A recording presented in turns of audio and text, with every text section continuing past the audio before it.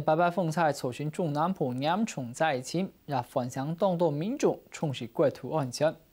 从大都庐山水木水里的随着天热，有国土危险性气味的民众是面临的迁村也留到当地生活的季节。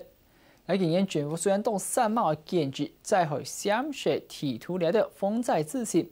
目前民国95年所当天有关国土富裕的国土计划法。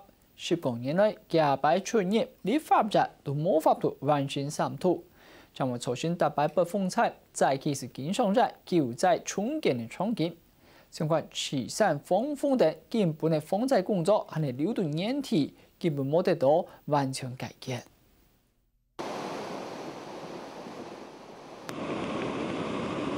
除了风采带来的希望钓鱼，狮子岛南条叶以外向的塔罗湾海平河平康，太马埋河坝水带的泥沙，再个当因河坝水的温泉饭店，条摆有名的南条叶庐山温泉区，经过4年前的新落期，同3年前的莫拉期的风采，被撇木岸山见跳见老的现象见来见厉害，经过中央体质调查所评估，有屠杀流的危险。先生，那个河水已经暴涨了。 开门下！开门一下！这么多人来帮你，这根本就不会危险。为什么不会危险？没有住在这边。照一下在海防修法，大摆不风采落太热，地方政府是做得建议千万人参与。故说今年5月来，南条县政府建议老庐山温泉区改做保护区禁止开发。 为进行迁村，不过政府忙提出具体的配套计划，采取几面唔地安用的来面对生活同安全的问题。因为我们要去搬到那边的地方的，他们土地要不要释出？这个还是一个问题。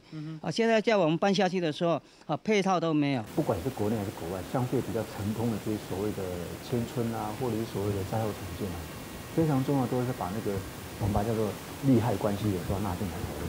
所谓的利害关系人就包括地主，包括地上的这个建筑物所有人嘛，包括承租户嘛，比如说，包括地方政府嘛，甚至包括 NGO。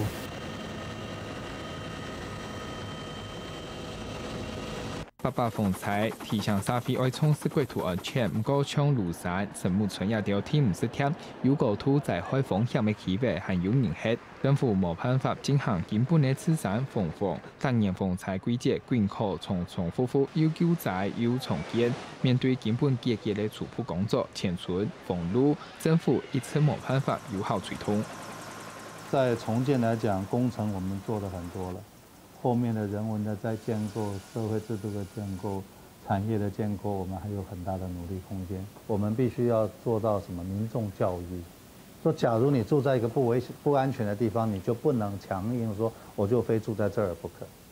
但是另外就是说，我们的政府其他的部会也要知道说，我们工程手段有我们的限制性。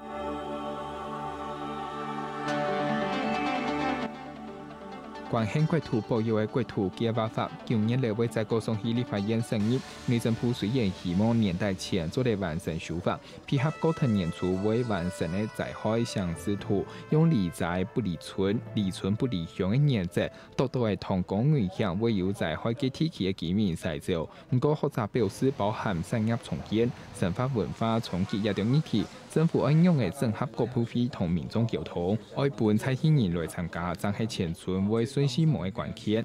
要给我们时间嘛？客家新闻林金优、陈凤仪特别报道。